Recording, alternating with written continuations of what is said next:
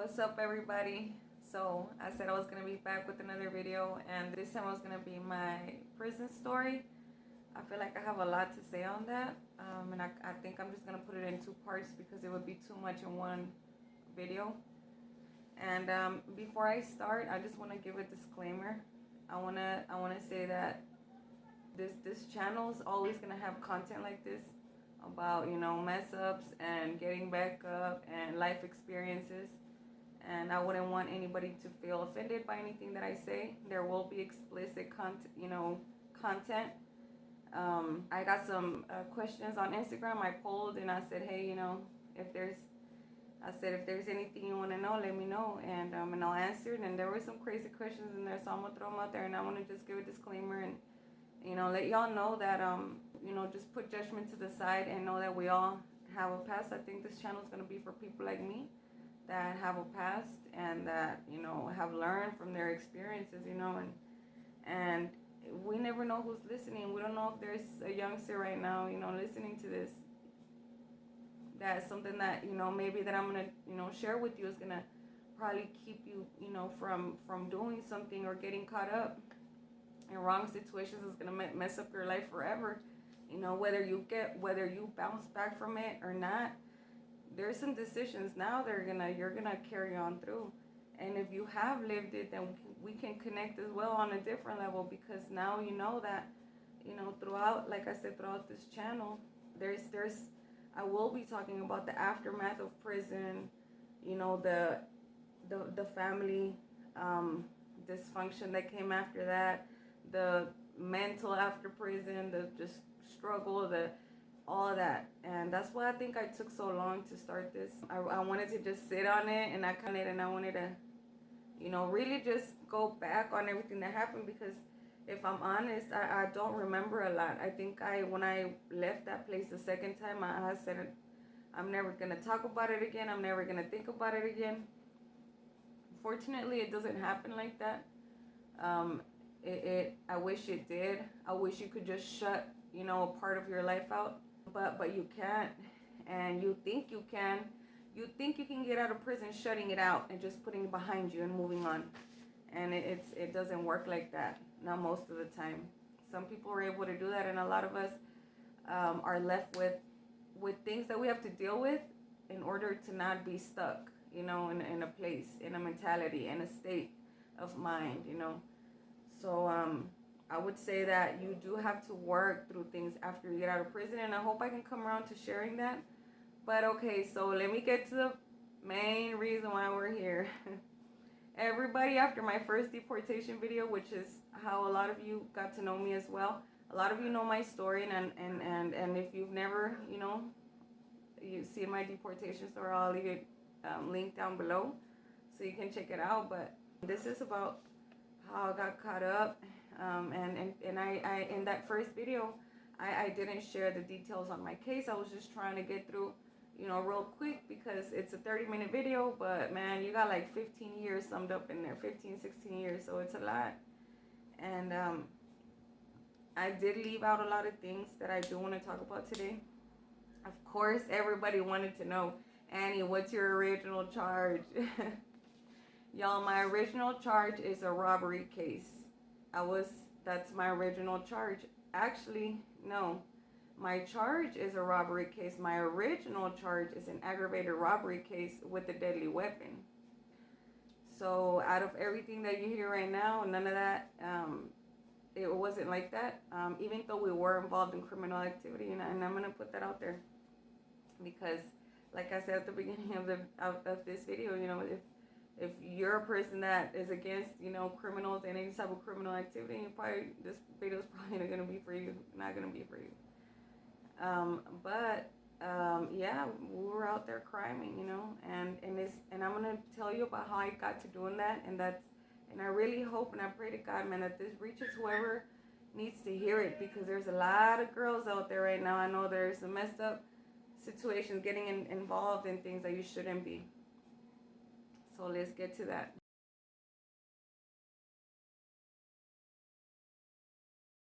So what was I doing before prison? So before prison, I was actually, since I tried getting, I think the word's emancipated, when try to move out of your parents, because y'all remember we were bounced around a lot.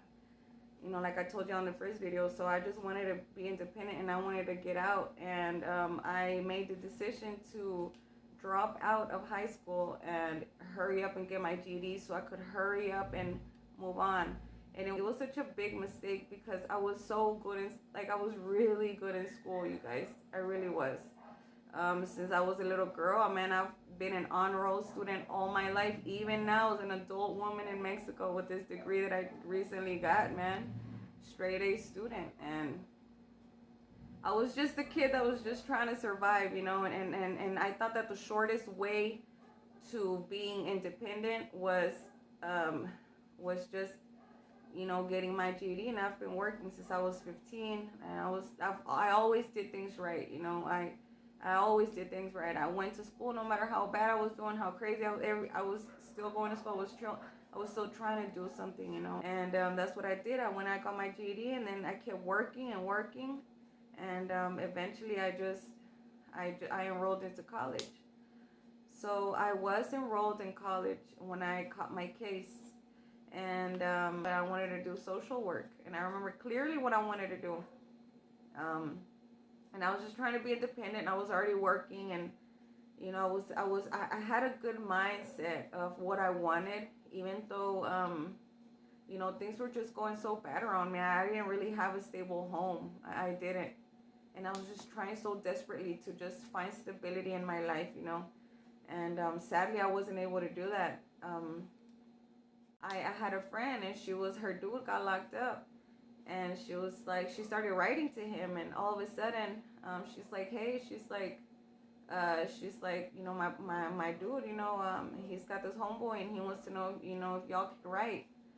And I said, yeah, sure. I didn't think anything of it, and even at first, he didn't even tell me his real name or anything. Now that I think about it, so we started writing back and forth, and my mom was like, man, this dude's no good. At the time, I was staying with my mom for a short period of time because I would never stay there for long periods of time. I would just stay there for some time, But I remember she was like, man, this dude's no good, and you need to not write him. And she just had a bad feeling about him the whole time. And I was like, my mom's just tripping. She don't know. And since, we didn't have a good relationship, I already didn't really allow her to tell me anything, I was just like, man, whatever, she don't know. I respected her because I was there living with her, and I would help her out and everything. But, I wouldn't help her out, but I would help out. I was trying to do things right. So she was like, no, she's like, my advice is this. But, you're young, and you don't listen. You don't see danger. You don't think, más allá. You don't really think about it. So this dude ends up getting out, right? And we end up meeting up, and he'd been in trouble all his short life, because we were young as hell. He'd been in trouble, all his life, his teenage years, and now his adult life. So he was a person that had been incarcerated for a long time, and he was, you could say, institutionalized, because a lot of people are probably listening to me right now, and you've done time. You know what being institutionalized is like. They get so used to being inside that being outside is not the norm. So they don't know how to cope out here, and then they end up just going back to prison all the time. And I think that was his thing. He was always in trouble. I don't remember ever having conversations with him like I would, of course, have with my husband, goals, dreams, and just good, legit things, places to get to in life. It was never like that. So, I don't remember any of that. And he was more about, the crazy life and just doing things, right? Eventually, he was like, you want to move in? Because I wasn't really stable at my mom's, and I wasn't really wanting to stay there anyway. I was like, it was kind of easy for me to just be like, okay, sure, let me just move in. So I moved in with him, and now that I look back on it, there was violence. There was a lot of things that shouldn't have been happening. in my life, nobody's ever put their hands on me. I've never been with a dude that's put their hands on me, but this relationship. And there were witnesses to it, like his family members and stuff. And again, I feel vulnerable putting all this out there because I've been getting a lot of messages from, people in Houston, and they watch my videos, man, even though I'm all the way out here. And it's probably got nothing to do with them, nothing to do with deportation or nothing. But I'm like, man, I wonder if, it's ever going to get to him. And then, but that's how it is. But it's the truth, So this guy, he was nothing like anybody that I knew back home, He was out there, like I said, cramming. And everybody that he surrounded himself with were cramming. And I don't know why, like, how do you not get them red flags? You know what I mean? Like, how do you not wake up to like damn, this is like, what's our fucking future? Like, what are we gonna do for a living? Like, you know what I mean? Because I remember him saying stuff like, yeah, like he was trying to get a job and this and this and that. But honestly, I mean, no. When you really want to get out and do something right, you do it, And he was out there, as soon as he got out, he was out there slanging again. That's what I'm saying. Somebody out there is listening to me today. Listen to me, girl. Right now. You better stop. Don't text back. Because your ass is going to get caught up catching a case. I know what I'm telling you. Especially if they're from the north side. Spring Branch, to be exact. I'm just playing. Look, you do what you do, and this is when that ride or die mentality comes in. And I don't even judge it because I was there. I was there, and I know what it's like, to want to ride or die with your dude when you're in love, and you overlook things. You overlook. That's what's got me caught up. Up till this day, I can't go home because you overlook things that you shouldn't have. You should have been a peep game, but it happens to the best of us. So at first, I remember I kind of trusted that he would do right. I kind of trusted that, that he would get a job and that he would do things right. But it didn't work like that, man. And I remember he would come home with a lot of money. And I'd be like, well, where are you getting money? And right in front of us, it was an apartment complex. And there was like this whorehouse, right? And all day long, there would be, clients coming in and out. And they would hit them dudes out there, man. They would hit it, like, they would go out there and they would get that money from these dudes, man. And, I remember one time this Mustang pulled up. It was, the Mustangs, them old school Mustangs. Man, I kid you not, like 8 paisas crawled out of there. 8 paisas crawled out of there to the whorehouse. And I remember that time clearly. They were sitting there, and if I'm not mistaken, they were like, man, we're going to be right back. And I was like, man, they're really going to hit them paisas. And they did, man. I was like, how the fuck? I was tripping. Like, oh my God. They were like, man, they were going to spend their money on hoes anyways. And I was like, but still, you don't do that because you got to remember, we're paisas. My mom's a paisa. My dad's a paisa. I was a paisa. So I was sitting there, and this part of me was like, man, these dudes out there working hard for their money. And if they want to spend it out, if they want to spend it on hoes, that's what they're going to do. But these dudes weren't thinking like, they were like, shoot, we don't feel bad for hitting them up, we don't. Shoot, they were like, they're supposed to be sending money to their wives in Mexico or wherever it is that they live. And look up, they're out here spending money on hoes. And it ain't justify it. Because like I said, when you work, you can do whatever the hell you want with your money. That's your money. If you want to spend it on hoes, you spend it on hoes. That's you, right? That's hard-earned money. And if that's your thing. But they started doing things, and I started overlooking things, and one thing led to another, I remember running into a few friends, again, and out there on the north side, and they were also, dating dudes that were doing the same thing. I promise you, everybody out there was doing crazy things. I don't know if it's just a north side thing or if everybody's out there doing crazy things, but man, back in the days, they were doing, man, you'd see crazy things, like literally, like Paul Wall said, hoes pimping hoes, man. It's like that out there, and there's a lot of that. And it was nothing that I'd ever seen, because it was different out where I was where I was staying at, where I had always stayed, you know.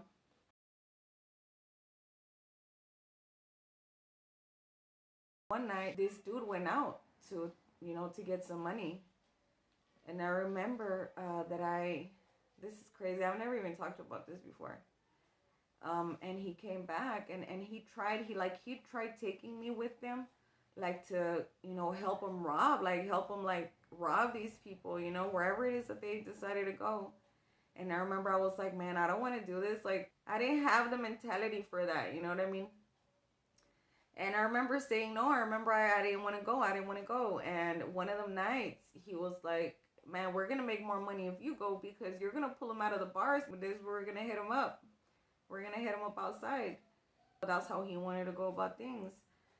And I remember that night, I didn't want to go. I refused. I felt bad again because I think a lot of it goes back to, you know, I do come from, again, you know, I come from an immigrant family, and our values were just different. There was a lot of problems going on at home, but it was like family problems. It was like infidelity and shit like that. You know, it wasn't nothing like, you know, they were hard. My parents were hardworking people. There's nobody in my family that's a criminal. Nobody. I'm the only one that's ever been in prison.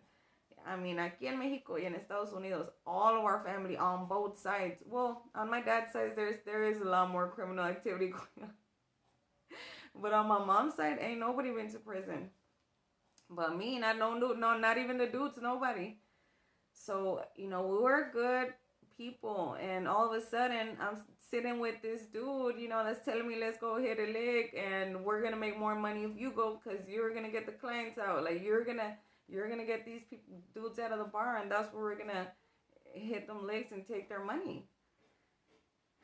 And by the time you realize you're so deep in the situation, you don't know how to get out, you know.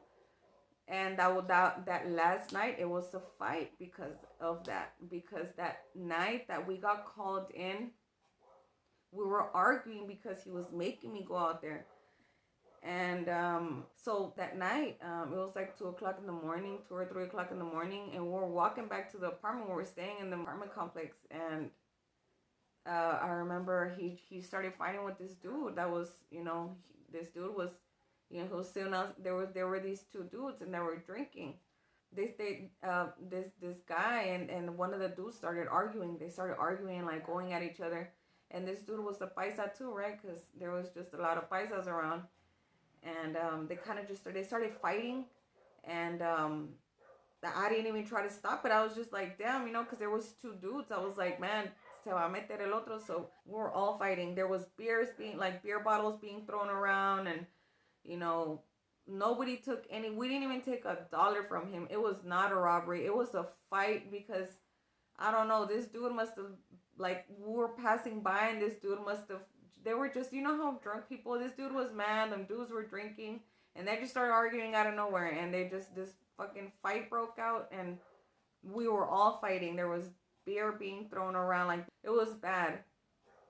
And honestly, that's all I can remember. I don't remember anything else. I don't remember going back to the apartment. I don't remember anything. I just remembered we were having a lot of problems. Like, we were having a lot of problems. Like, we were just not getting along. And I don't even know why I didn't just up and go home. You know, now, like, this is why I don't talk about it. Because there's so much to blame yourself for, you know, and I'm not going to do that. I'm not going to do that anymore. I'm not going to sit here and I'm probably going to turn the comments off on this video too, because people are just, man. But you don't think I've stayed up many nights asking, why the fuck didn't I just go home? You know, why didn't I just go home? And I remember one night, my sister actually went home to see my little sister, and God, it was just, we just had a hard time at home. Like, even before going to prison, even before being deported. And I remember going, and I wanted to be with her because we were hardly ever together. She's 5 years younger than me. And there's only two of us. It's just me and my little sister. And I remember I went home that night, and she was laying down, and one of the nights, that I went back home, she was laying down, and I went and I laid next to her, and she said, Annie, don't leave. She's like, don't go back tomorrow. Don't go back to what's his face house. Just stay here with me.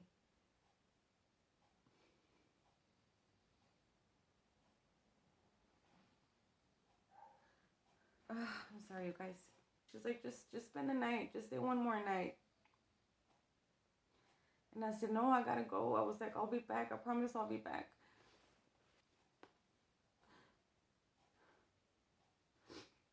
And I never came back. I know you're watching this, Crystal. I'm so sorry.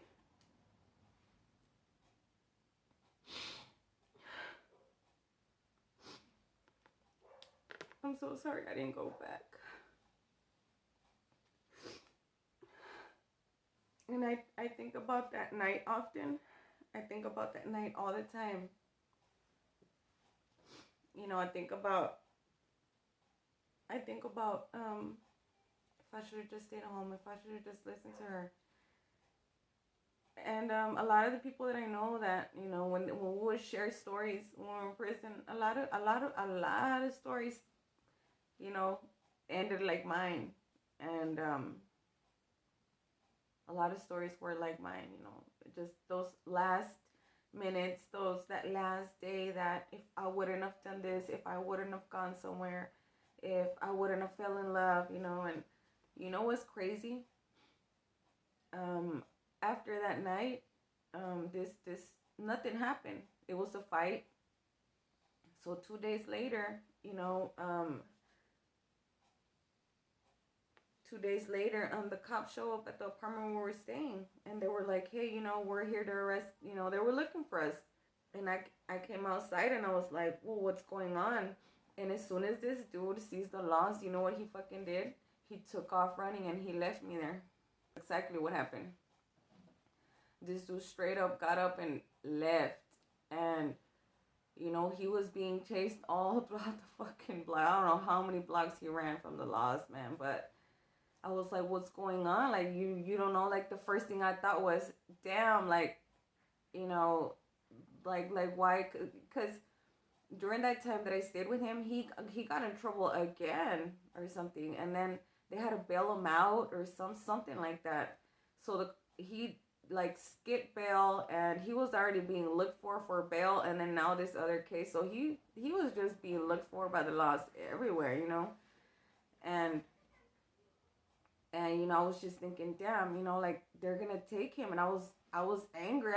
Because they were like, the upstairs neighbor called in a report that y'all had robbed them. And I was like, robbed them? I was like, the hell, ain't nobody robbed nobody. And I was just like, I was laughing like this. I was literally like, what?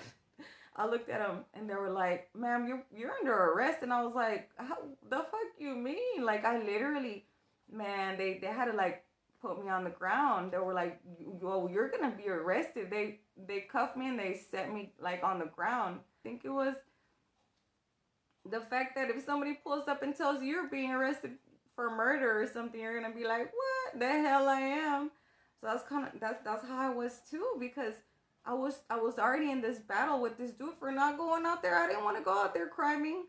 The whole time I was sitting there cuffed, I was thinking, this motherfucker really just up and left. Like,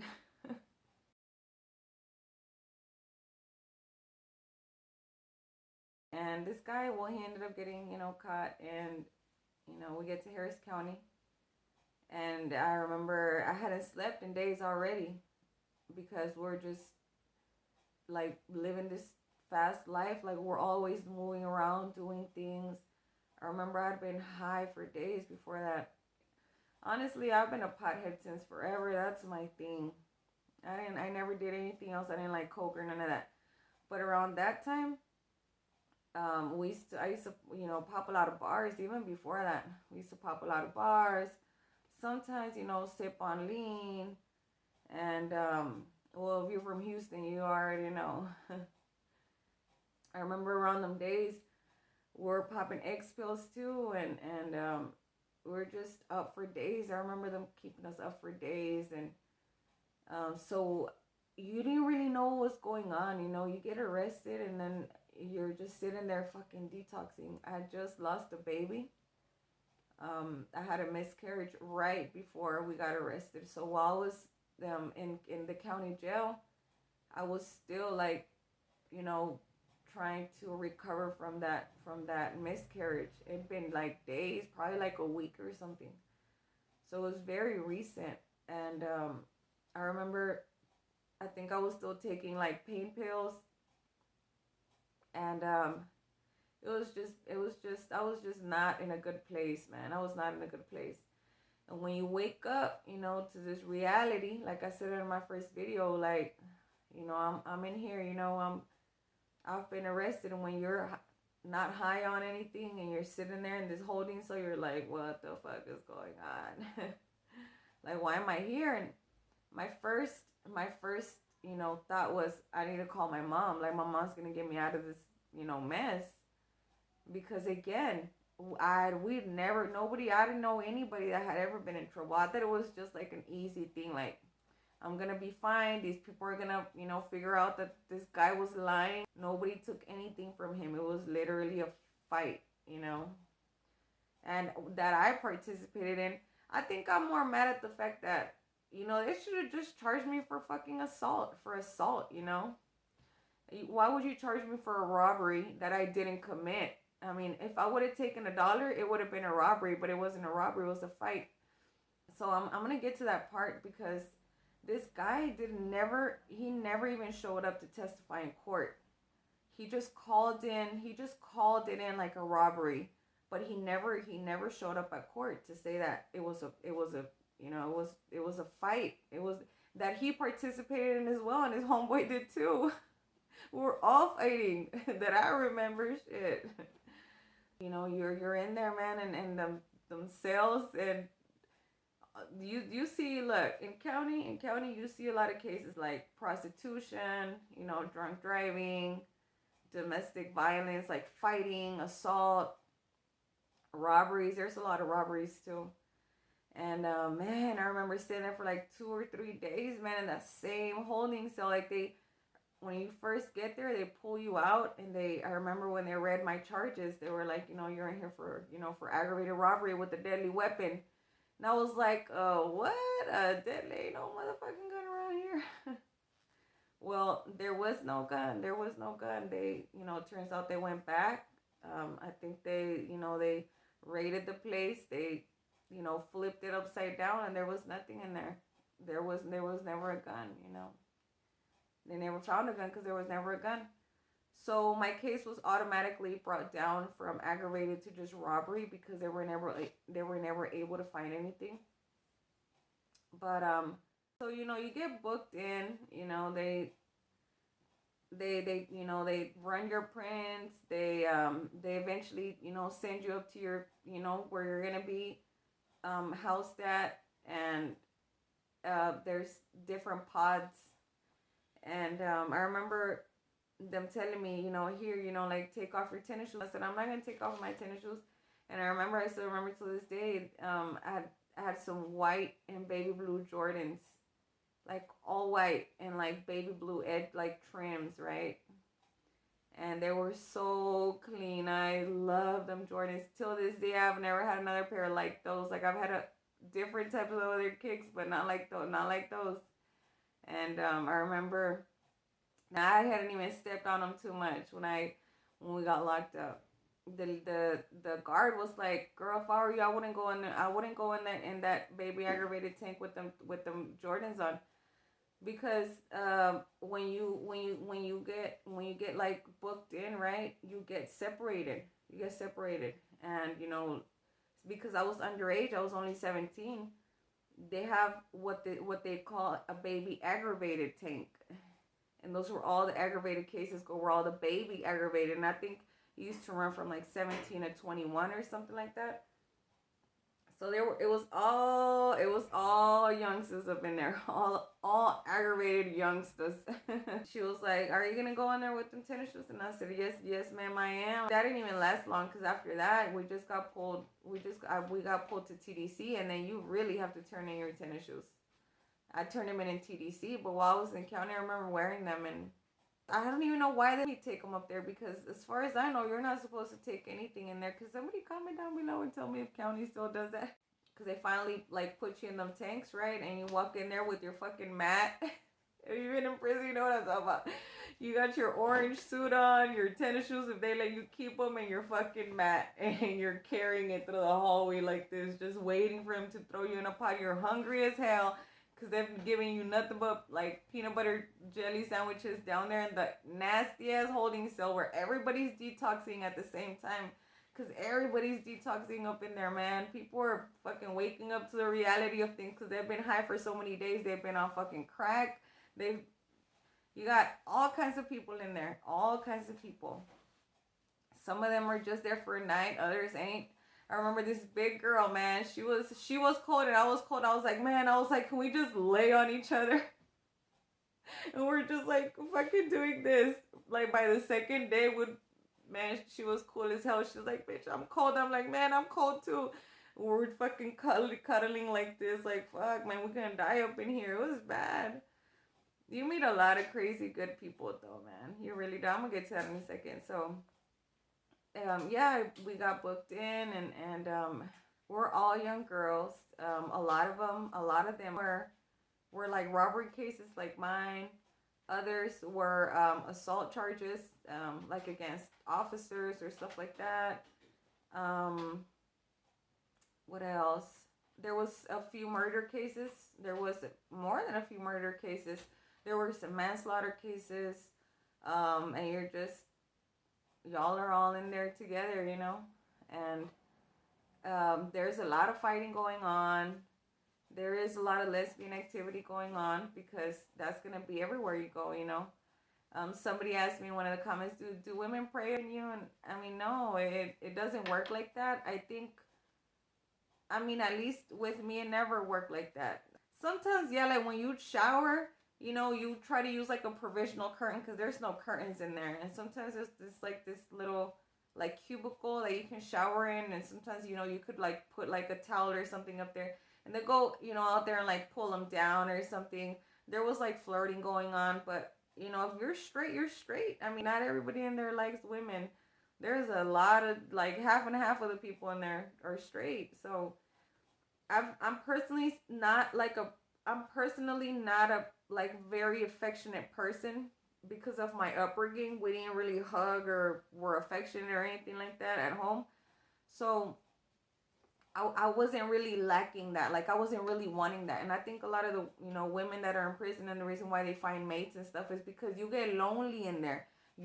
Nobody hugs you, touches you. There's no affection. There's none of that. So I think a lot of women cope like that, you know, they cope like that. Everybody finds a different coping mechanism in there, and mine wasn't women. I mean, it wasn't. I would play cards a lot. I would write a lot, but I don't know. I think I just, in that sense, I feel like I didn't really need that affection from anybody. But there's a lot of women that do, you know, and I mean, you gotta survive somehow, you know. You basically just wait until you're being processed out, until you're being sentenced, and everybody goes to court every single day. But they pull you out for court at like 3 o'clock in the morning. Going to court is dreadful AF, man, for real, because they pull you out at like 2 or 3 o'clock in the morning, and then you got to sit in that holding cell all the way up until the morning whenever they show up, like when the judges come in early in the morning. Hopefully after they've had coffee, because they're sentencing everybody. So you wanna hopefully catch them in a good mood, and you're just sitting there cold like this in that cell, just waiting, you know, and waiting until they finally call you up there. And the whole time, you know, you're out there, you're shackled up, you know, fucking walking like a penguin because you can't really stretch your legs if you do have, you know what, I think in state, this is all my, TDC experience. This is my Fed experience, going to be on a whole nother video, because I don't think I'm going to be able to make it short. But I think they don't use much. I don't think they use feet shackles as much as they do in Feds. Because, man, in the Feds, I remember wearing feet shackles all the time, especially when I was pregnant. But in state, no. So, in the county at least, when I finally went to court, my lawyer was like, "Hey, listen," he's like, "we raided the place. They didn't find anything." He's like, "I was able to bring down your conviction to just a robbery, and I was able to, because I was able to do that. They're offering you 2 years if you sign right now, because if you don't sign, you could get a 5 to 99 because your original charge has an aggravated in there." And man, if you're from the state of Texas, baby, you know how the system. Texas doesn't play. Here in Texas, man, everybody knows. So that's basically, what happened. And they were like, I was like, man, I was sitting there, 17-year-old dumbass me, thinking, damn, 5 to 99 sounds like a long ass time. And the reason why I really just jumped on that quick, even though I didn't want to plead guilty, was because all the girls that were in that baby aggravated tank with me were coming back with like 15 years for robbery. I kid you not. 15 years for robbery, man, more than one. Some of them right now, they kept catching cases because in state, you do like a certain, like half of your time, like a fourth, of your of time in state. But a lot of the times you don't get out because you end up catching another case in prison, which I'll get to that in a second too, because that happens a lot. So if they don't have good behavior, man, they're probably barely right now just got out not too long ago. At my age, at our age, it's crazy. So they're in their 30s, and most of their lives they've been in prison, their adult lives. And imagine getting out to a world of technology, because man, TDCJ, God, man, they have nothing. The feds they're a little more like, you can email, you can do, man. In TDC there was nothing. I mean nothing, man. TDC straight up Green Mile. That's what it feels like in there. Y'all seen that movie? That's exactly what TDC feels like. It's old as hell. Like, as soon as I'll get to TDC in a second.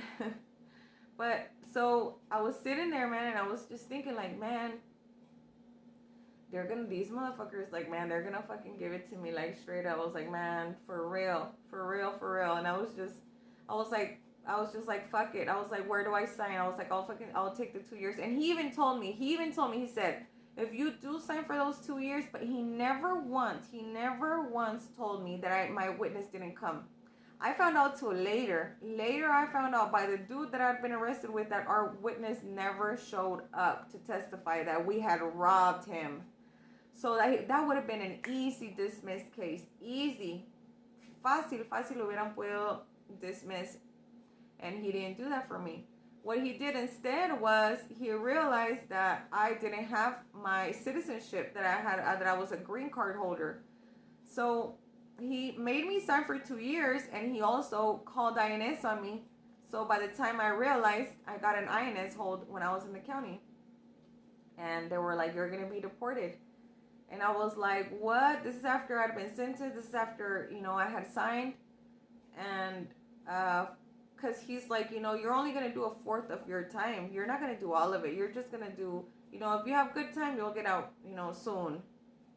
So dumbass me, my mom, this was a court-appointed lawyer. My mom, she wasn't able to get me a lawyer. I don't think we knew the severity of the case. I don't think we understood that I could very much get deported for this. And we're just so dumb to everything, to the laws, in the sense that we didn't really know how to go about, like, if somebody gets arrested, like, where do you go? Can you bail them out? Who do you call? Like, you know what I mean? Like, we knew nothing because we'd never been in trouble. I can guarantee you that when I called her, she was like, what the fuck? Like, where are you? Why are you there? And even when I was already staying with this dude, she was just like, his mom, I think his mom called my mom once, and she's like, listen to me. She's like, please come get your daughter. I know what I'm telling you. Like, come get your daughter.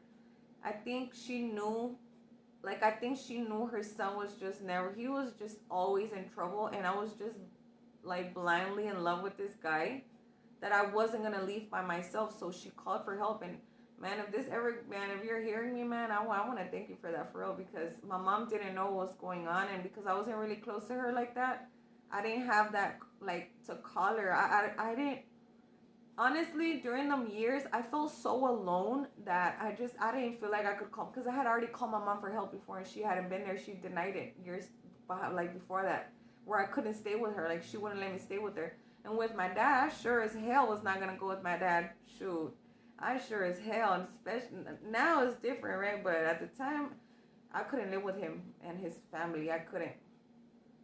So I felt all alone, and I just feel like, what am I gonna go back to? To my mom's, to my dad's, you know?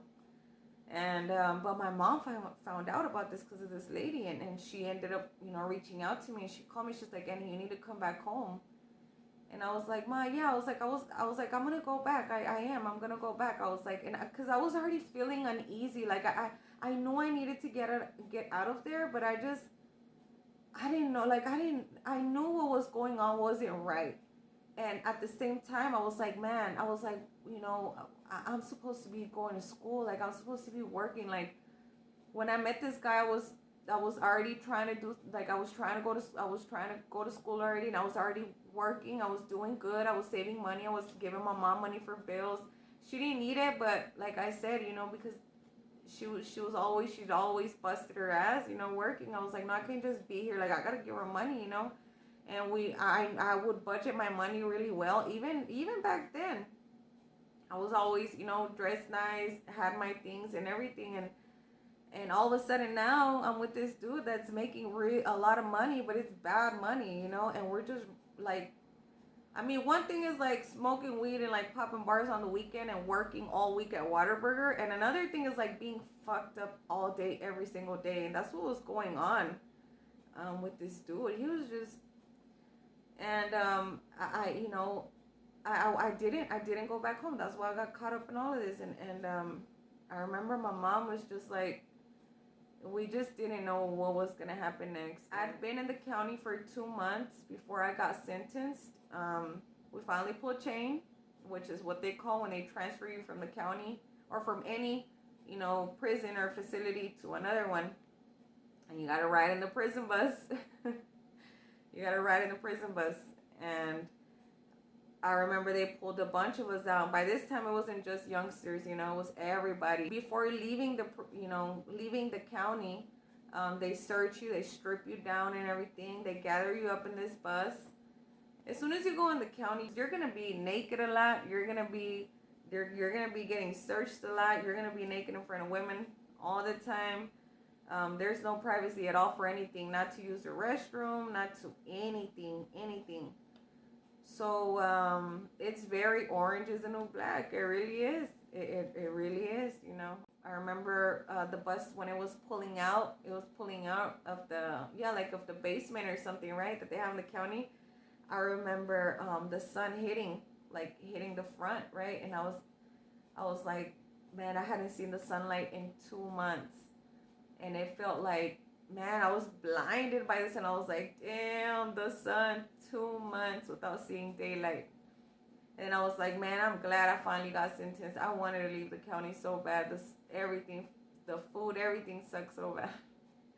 Everything, you're just like sitting there like, especially if you've never been locked up. So by the time I was being transferred, they had already told me that, that I was going to INS afterwards, that the feds were gonna come and get me.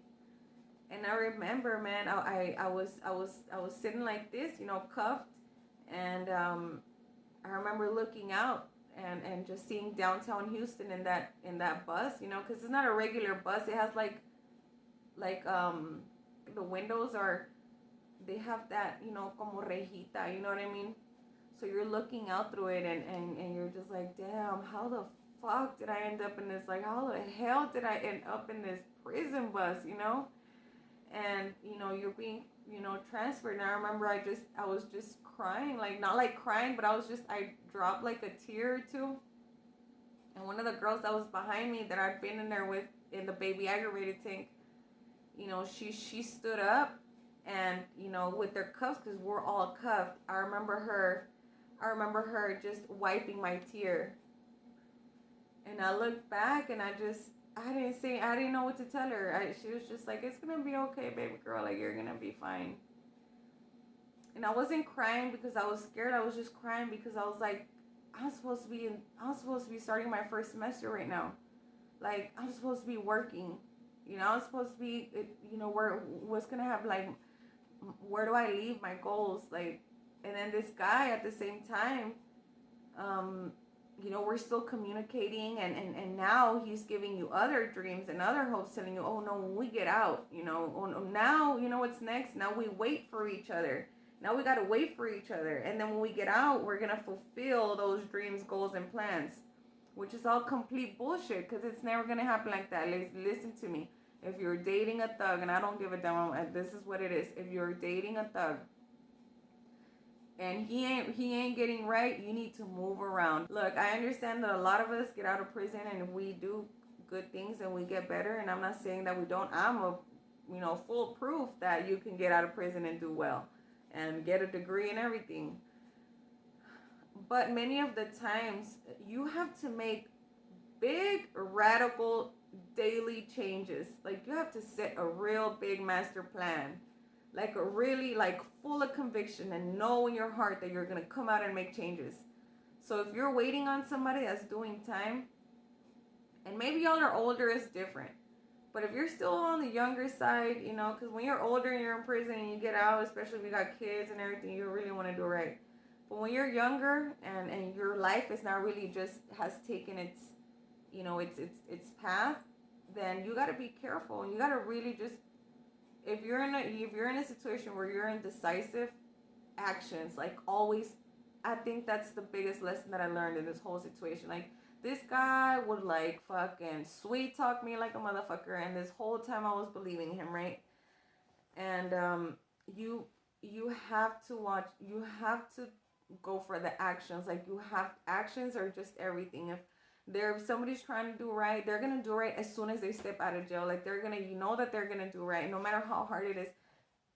Is it harder for us ex-felons? It's really hard on us. Of course it is. It's gonna be 5 times harder for your man, your wife, or whatever to find a job. It's gonna be really hard. Society completely just, they just completely shut us out, and it's really hard. But the intention,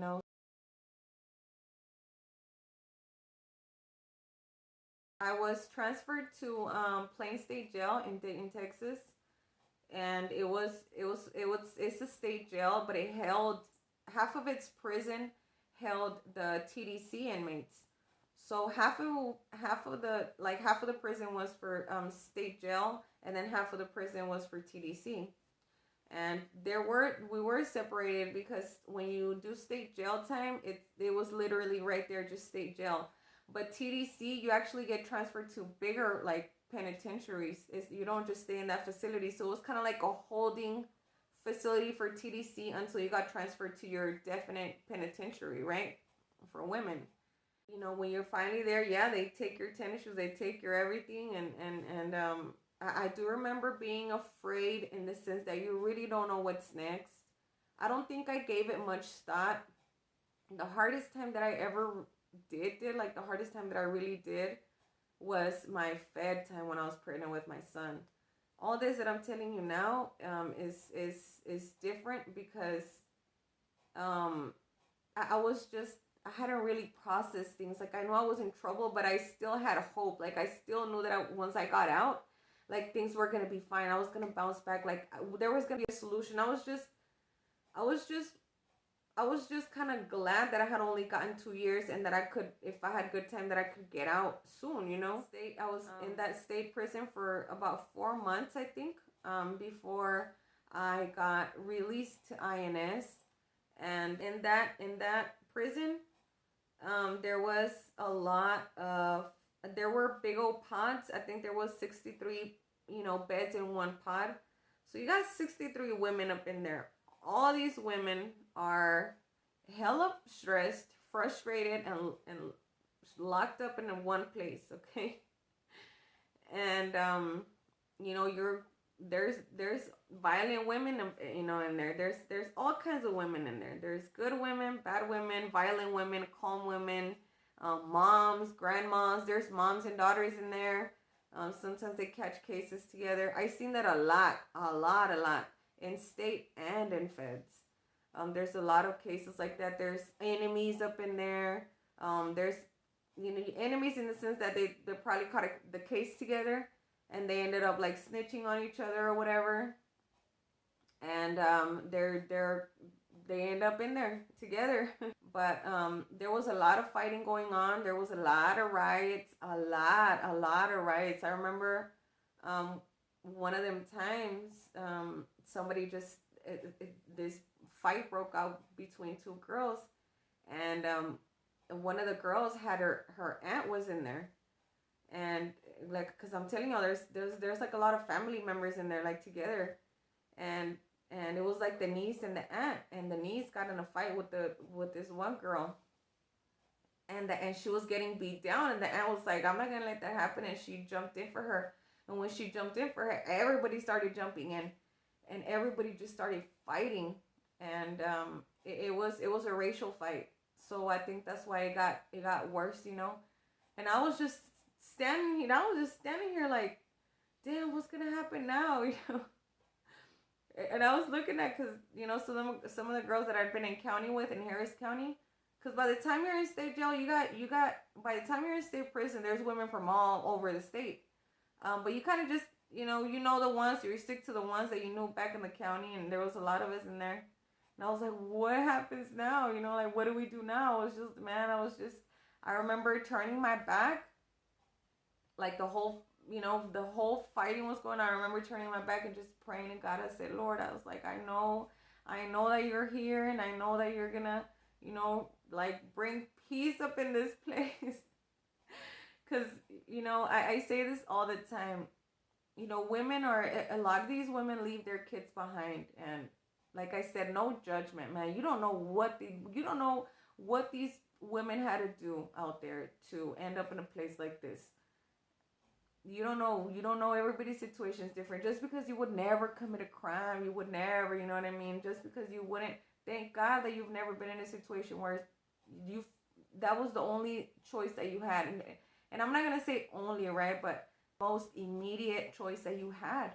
And then it becomes a lifestyle, and then it becomes a situation that you can't get out of. Like in my situation, they stay stressed, they're missing their babies, they're calling home and something happened, or one of their older kids got arrested, or somebody's doing this, somebody's missing, their daughters ran away, or the husband's doing something they're not supposed to, they're out there cheating, and the woman's going around their kids, and their kids, they're in foster care, they don't know where they're at.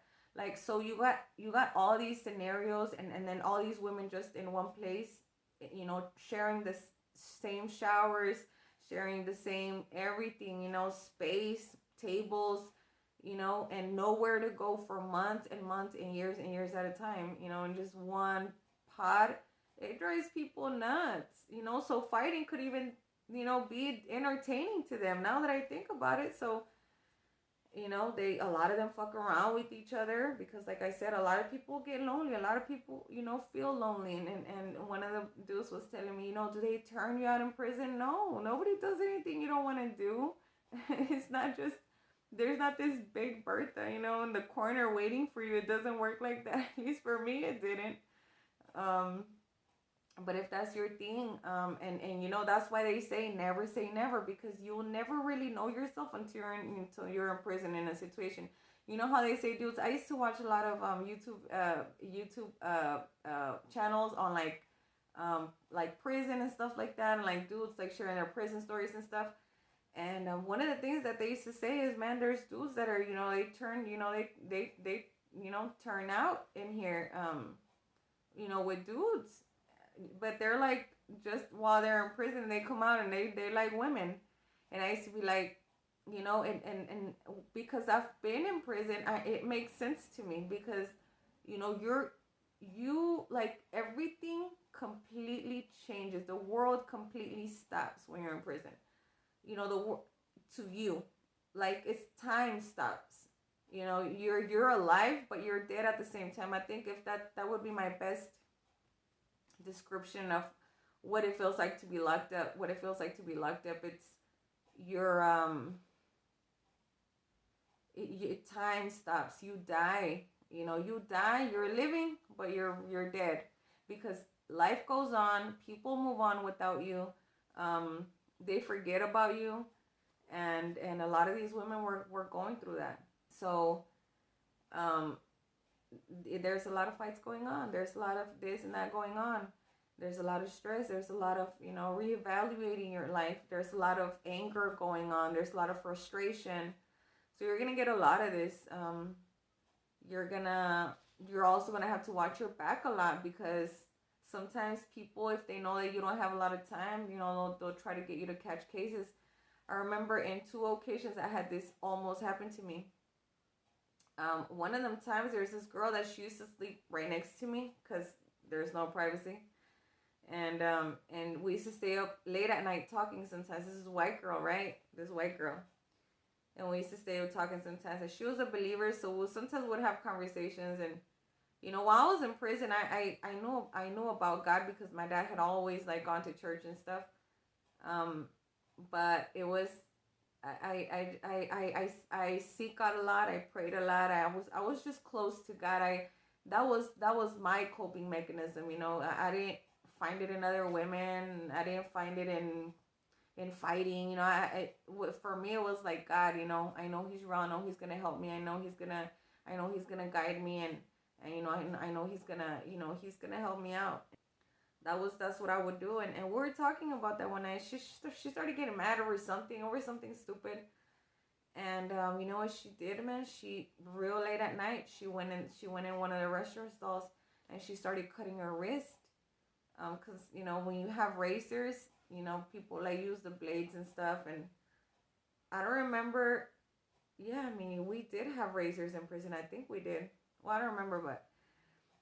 And this girl, man, she started slicing her wrist, and she started bleeding out. And she went out there and she called the guard, and she's like, man, she was like, I want to kill myself because this girl was messing with me. This girl, she was messing with me. And the guard's like, what girl? And she's like, her. And she went up there and she pointed me out. And I was like, what? This bitch would do that? I was like, what? I was like, man, ain't no. This girl went out there and did that. Yep. So I was mad, of course, right? And I was like, man, this shit's gonna catch me a case. And sure enough, man, the next day, they called me in. And one of the things that I remember about TDC is that they have these lines. It's not like the feds or anything, because the feds, you can just, man, feds is a whole nother, part 2 is coming. It's different. Feds is a whole different scenario. But in TDC, they got these lines, and you gotta walk on them lines. You always have your hands behind your back. You have to walk with your hands behind your back the whole time. Every single, I know dudes that did like 10, 20 years in TDC and state prison in Texas, and they still hold their hands behind their back like this without even thinking about it, because they've held their hands behind their back for so long. So that happens, man. And I remember there I was walking with my white uniform on, right? Getting, they were gonna read my new charges now, because this girl, she was trying to get me to catch a case, because I was supposed to be messing with her. And I go in there and I'm like, man, I was like, well, I mean, what's gonna happen, right? And they were like, were you really messing with this girl? And I was like, no. I was like, honestly, you want to know what really happened? I was like, we were having this argument about fucking religion. I was like, she has different beliefs than I. And I told her she was crazy. I said, man, I was like, girl, you crazy. Like, the fuck you mean? Like, get out of here with that craziness. I was like, that's nonsense. That's what we're arguing about. And the guard was just like, the lady was just like, man, this is some bullshit, right? I was like, yes, it is. She's like, when are you getting out? I was like, soon. I was like, that's why I can't believe I'm here. I was like, I don't want to sign you that report. I don't want to sign you that case. And she was like, man, she's like, look, just let it go. She's like, you're all right, man. She's like, I'm gonna let this slide. She's like, that she was just fucking with you. I was like, I know she was. She's like, girl, she's like, you go home and don't come back. It was, you would have situations like this happen. And this one other time, I was literally like days, man. I was literally days from leaving. And I was standing where, waiting to go to like, to chow, that's what they call it, to the, cafeteria or whatever. And that's another thing in TDC, you gotta eat really fast because I think they only give you like 10 minutes or something like that to eat. I don't even think it's like 10 minutes. It's probably less than that. I don't know. But it's like you gotta catch your plate, sit down, hurry up and eat and like keep it moving. And everybody gets excited whenever, it's pork chop night. I remember for pork chops, everybody gets so excited, like, damn, they're getting pork chops.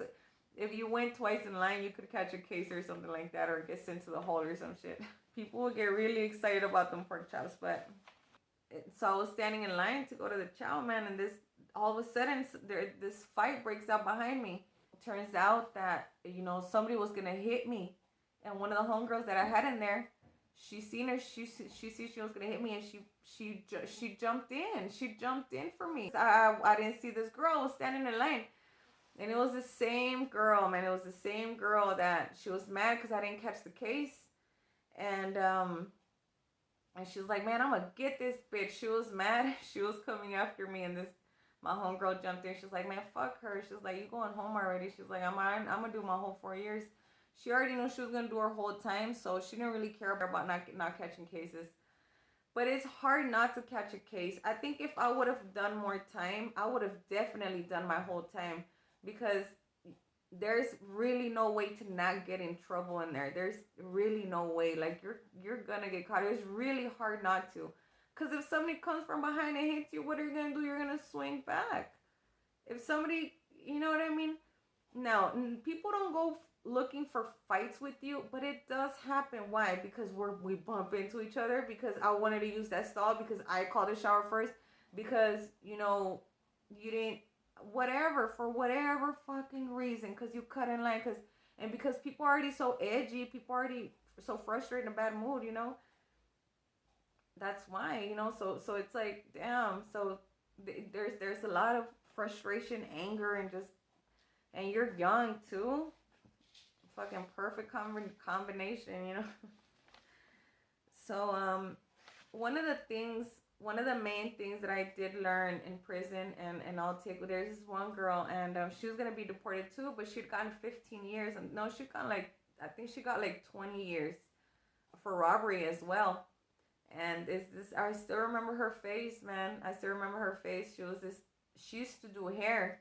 And I used to get my hair done a lot in prison. Here, boy, I mean, I got to do it myself because I don't have anybody to do my hair, but she used to do hair, and she was Hispanic. And she was out there. She wasn't doing no petty crimes, man. She was out there getting money. That's why she got a lot of years. And I remember, we're just sitting there talking once, and she's like, you know what? She's like, I'm gonna tell you one thing I can't stand about these bitches. She's like, how they sit here and fucking cry and cry and cry. She's like, you weren't out there crying when you were getting that money. And when she said that, it made a lot of sense to me, because I wasn't the one to just be crying. I felt like I didn't have much to cry about because I was so young and I didn't have anybody on the outs, and it's not like I had this great life on the outs. I was barely trying to find my way, after not really knowing where I belonged and stuff like that. But I wasn't grieving anything big, like a lot of these women were. And I was, in my mind, I was still being positive, like, nah, I'm gonna get out of here. I'm gonna, things are gonna get back, like, well, I'm gonna bounce back. Things are gonna be all right. Because comparing myself to all these girls, I had gotten nothing. And I think those, what she said that day stuck with me. So I think, man, honestly, I think that's what helped me the second time around. Whenever I got deported, and then I went back to the States, and I ended up getting Fed time because I was a lifetime deportee. And Fed is different. So I remember when I did my Fed time, I kept thinking of what she said, and it helped me out a lot. It helped me in the sense that she was like, bitch, we don't cry in here. You know, you don't cry. That's not what we do. We don't cry. And I love that, you know, because at the time she wasn't saying it about me, but she was saying it, you know, about everybody else that was around us. And you know, I'm not saying I'm not it helped me in the sense that it helped me be strong, but I didn't cry for so many years that now it's hard for me to cry. Now it's hard for me to cry because I I I um I my heart just hardened up, you know, so bad that if I shut my feelings out completely, because I don't remember even crying when I got deported. I don't the first time after that. My hardest time was the second time around. My you know, when I went back after being deported and when I was pregnant with my son. I just want to wrap this up, and I just want to let you know that I don't know what you're going through. I don't know if you're in a bad situation right now. I don't know if you're watching this and then you are that one person. And if there's, out of everybody that watches this, and everybody, I don't care if they give it a thumbs up or down, you know, because everybody's going to have their opinion, and that's how it's supposed to be. But if there's one person, at least one person that's watching me right now that, you know, that is in a bad situation, and you can still, if you're not locked up right now and you ain't caught no case and you ain't lost your job and you're still enrolled in college, baby, you need to get out.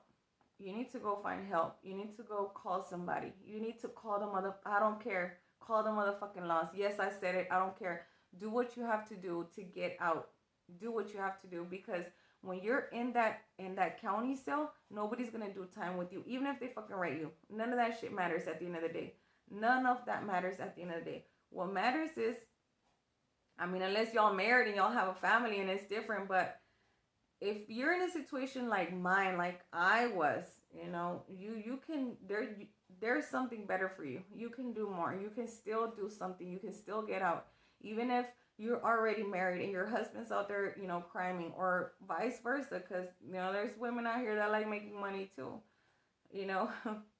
But you know, there's always a look. God is so good that his mercies are new every morning. Every single day that the sun rises is a brand new opportunity for you to make changes and for you to make a decision, a solid decision. And I know that you probably want to ride and die with somebody. I know that you feel like you're never going to love anybody else, but I can guarantee you, I can promise you, when a man truly loves you, now this is if I have to say a few of the things that I took from prison, it was another conversation with the lady I had. And she was like, we were talking one night, and she was like, that dude, he never loved you. He was just using you. And when she told me that, I fucking broke out crying, and it hurt so bad. But she straight up told me to my face, baby, he was just using you. He don't love you. He never loved you. Because a real man, and she was older than me, she knew what she was talking about. Because a real man would never put you in a situation like this. He would never do that. And I was so hurt because I love this guy so much, but I knew that what she was saying was true. But I had never been loved, period. So that's what I'm saying. It's really hard for you to just distinguish love, you know, when you haven't been really loved. Now that I know what real love is, and now that I've been blessed with my husband, and he's such an amazing person, I'm telling you, true blessing from God. And now that I know what real love is, I can say now that my husband loves me more than I love him. He does. He really does. We talk about this a lot. I'm like, you know, if when people, like, we're honest, and sometimes I think God allows that, so we can, I think, be compensated for how much we weren't loved. And I think even if I would have not been found my husband, and it would have just been me and God for the rest of my life, you know, I think just his love, you know, just God's love itself, real love, you know, that doesn't hurt, that doesn't put you in bad situations, that doesn't, you know, take everything that promising that you had, you know, because yeah, we're young, yeah, but you do know, I mean, you should care about a person enough to not allow them to be, If you want to be doing shit, that's fine. I know a lot of dudes that go out there and get money for their family because that's what they do, but they don't involve their family. You know what I mean? Like, they're not involving you in situations. So I know that everybody's gonna have a different opinion, and especially if you're in a relationship and you don't want to admit it, and you're probably hearing this and you're like, nah, man, fuck this girl. She knows what she's talking about. My love is real. I pray to God. I hope it is. I hope your love is real, because there's been a lot of couples that have gotten into trouble and that have gone out and that have done great. But many of the times it doesn't happen like that. And the reason why I'm telling you this is because many of the girls that I was in there with that caught long, like charges with a lot of years, were crimes. They were crimes with their dudes. A lot of them, they were, out there, pimping hoes. They were out there selling drugs with their dudes. They were, allowing them to sell drugs out of the apartment. There were kids in there. They were driving the car when they were committing robberies. Like, women are down for their dudes in ways that you can't even imagine, for real. Like, that ride or die mentality, I'm telling you, it's real and it's strong and it's solid. And you feel like that if you turn away from that, that then you weren't about your shit, or you thought of, you didn't love enough, you didn't love hard enough. No, you got to love yourself hard enough first. You got to watch out for yourself first, especially if you're in the States. Mama, look, listen, there's a lot of help for you out there. Out here, donde estoy ahorita, you're on your own out here. But back in the States, man, I'm sure that there's got to be help. And if you are in that situation, I pray tonight. I pray with all my heart that you find your way, and that God shows you the light, and that you can find hope, and that, good and different things come to you, because they can. Even if you go about your life and say, forget about this story in this video, and if, even if, I know that God will still find a way to help you, even if we mess up, even if we do screw up, and God still has a way to lift us up. God still has a way, to restore and redeem everything that, that we messed up along the way.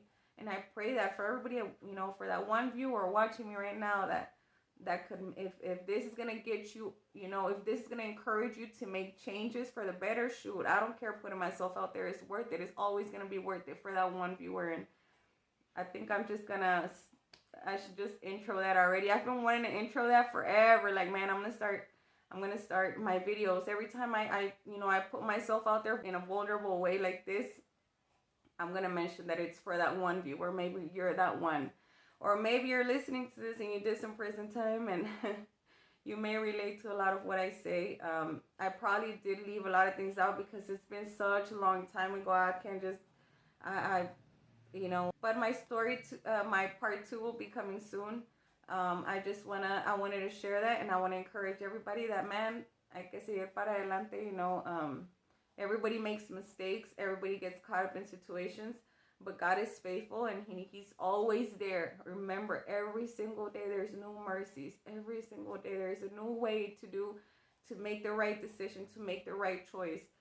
When you decide that you want changes and you tell somebody, they're never gonna believe you. Hell, when you decide to make changes, you're probably gonna doubt yourself if you're gonna be able to do them, because it is like that. And you know what?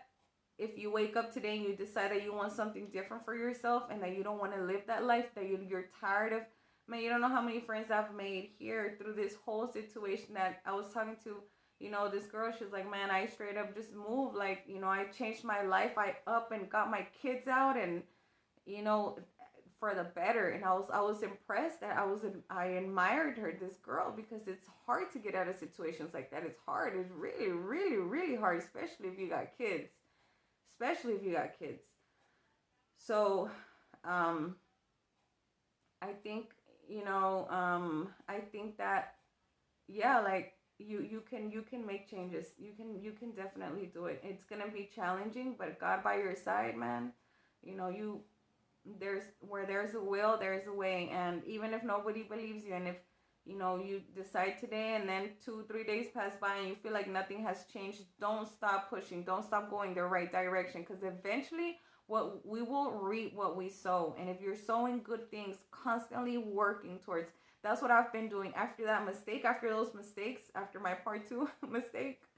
I've been, man, I've worked the rest of my life making those, making up for those mistakes, and I've gotten pretty far. But now I don't want to stop running. Like, I don't want to keep fixing that mistake, and I always feel like I have to constantly be doing something else, trying to, make up for it, right? I'm just, I gotta get that. That's the type of aftermath that I'll eventually tell you about in other videos. But because now I'm just like constantly like, I gotta do better. I gotta do more. Do I need a master's now? Do I do this? Do I do? That's just a whole different story. But I want to encourage you today that it's possible to turn your life around. It's possible to have made mistakes and still rise. It's possible to, integrate back into society.